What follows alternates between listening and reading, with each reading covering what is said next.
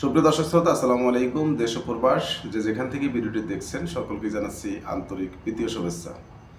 আসলে আমরা দেখেছি এই শেখ হাসিনা পালিয়ে যাওয়ার পরে 5ই আগস্টের পরে যারা ছাত্র আন্দোলনের সাথে সংযুক্ত ছিলেন তার ভিতরে হাসনাত আবদুল্লাহ এবং নাসির উদ্দিন পাটোয়ারি এই দুইজন কিন্তু সবসময় অশালীন বক্তব্য রেখেছিলেন, সকল মানুষকে অপমান অপদস্থ করে আসছিলেন। আগে আওয়ামী লীগের দল করতো তারা, পরবর্তীতে আওয়ামী লীগ ছেড়ে আওয়ামী লীগের সাথে বাকবণ্টনে না মিলার কারণে শেখ হাসিনার বিরুদ্ধে যুদ্ধ ঘোষণা করে তারা ছাত্র জনতা মিলে আন্দোলন করে শেখ হাসিনাকে বাংলাদেশ থেকে পালাতে বাধ্য করেছিলেন। সেখানে আসলে তাদের অবদান আছে, ঠিক আছে, কিন্তু এর পাশাপাশি কিন্তু সাধারণ ছাত্র জনতাও ছিল, কিন্তু তারা মূল নেতৃত্বে ছিল এবং ফোকাসে ছিল। এ কারণে তাদের নামটি বেশি আমরা শুনতে পেরেছি বা দেখতে পেরেছি। সেই হাসনাত আবদুল্লাহ এবং নাসির উদ্দিন পাটোয়ারি এরা আওয়ামী লীগ যেমন একসময় বাংলাদেশে থাকতে মনে করতো বাংলাদেশটা তাদের, ঠিক তেমনি 5ই আগস্টের পরে তারা বাংলাদেশটা তাদের নিজেদের মনে করেছিল। যখন যাকে ইচ্ছা তাকে অপমান করত, যাকে ইচ্ছা তাকে ধরত, নিজেরা একবারে ফেরেস্তা সাজত। এটা আমরা কিন্তু দেখেছি। তাই সেই হাসনাত আবদুল্লাহ এবং নাসির উদ্দিন পাটোয়ারি আজকে একটি অনুষ্ঠানে ছিল, সেখানে বিএনপিরও কিছু নেতাকর্মী ছিল। তো বিএনপির নেতাকর্মীদের মাঝে ওনাদের সাথে একটা ব্যাপার নিয়ে বাকবিতণ্ডা হয়, মানে শহীদ প্রেসিডেন্ট জিয়াউর রহমান, খালেদা জিয়া এবং তারেক জিয়া সম্বন্ধে উচ্ছৃঙ্খল কিছু কথাবার্তা বলেছিলেন।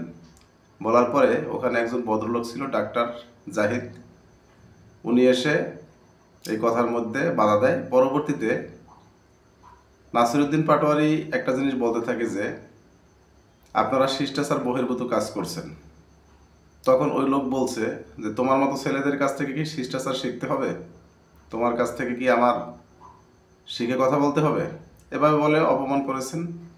আসলে এটা তাদের কিন্তু প্রাপ্য ছিল, কারণ 5ই আগস্টের পর দেখেছি সেনাবাহিনী সহকারে বড় বড় মানুষ যারা আছে তাদেরকে নিয়ে এমন কিছু কথা বলেছে যেটা আসলে সহ্য করার মতন না। বিএনপিকে নিয়ে বিভিন্ন সময় বিভিন্ন কথা বলেছে এবং বিএনপির নেতাকর্মীদেরকে বারবার বলেছে যে আমরা চাঁদাবাজদের সাথে ঐক্যবদ্ধ হব না, আমরা চাঁদাবাজদের সাথে যাব না, তাদের সাথে জোট করব না, আমরা নিজেরাই 300 আসনে নির্বাচন করব। আবার আরেকটা জিনিস দেখতে পাচ্ছি যে সার্জিস আলম এবং সার্জিস আলমের সাথে আসিফ মাহমুদ সজীব ভুইয়া, সেও কিন্তু ছাত্র আন্দোলনের সাথে জড়িত ছিল, উপদেষ্টা, তিনিও কিন্তু বিএনপির সাথে নির্বাচন করতেছেন। আসলে তাদের অবস্থানটা কি বোঝা যাচ্ছে না। একদিকে তারা আলাদা থাকতেছে, আবার তাদের দলবল এসে বিএনপির সাথে যুক্ত হচ্ছেন।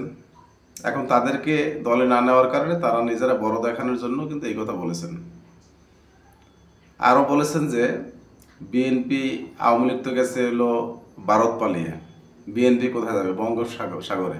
এখন হাসনাত আবদুল্লাহকে এবং নাসির উদ্দিন পাটোয়ারিকে বলতে চাই যে বিএনপি একটি বড় দল, 3 টার্ম কিন্তু তারা ক্ষমতায় ছিল, তাদের একটা অবস্থান আছে বাংলাদেশে এবং বহির্বিশ্বে। কিন্তু তোমাদের কি অবস্থান আছে? আমি তো মনে করি তোমরা বাংলাদেশে থাকতে পারবে না, আওয়ামী লীগ থাকুক অথবা বিএনপি থাকুক, যেই দলই ক্ষমতায় থাকুক, জামাত থাকুক, তারপরও থাকতে পারো না। কারণ তোমরা জামাতকে নিয়ে কিন্তু কটূক্তি করেছো। তোমরা কোথায় যাবা? বিদেশ যাবা পালিয়ে? সেই পরিমাণ টাকা কি উপার্জন করতে পারছো?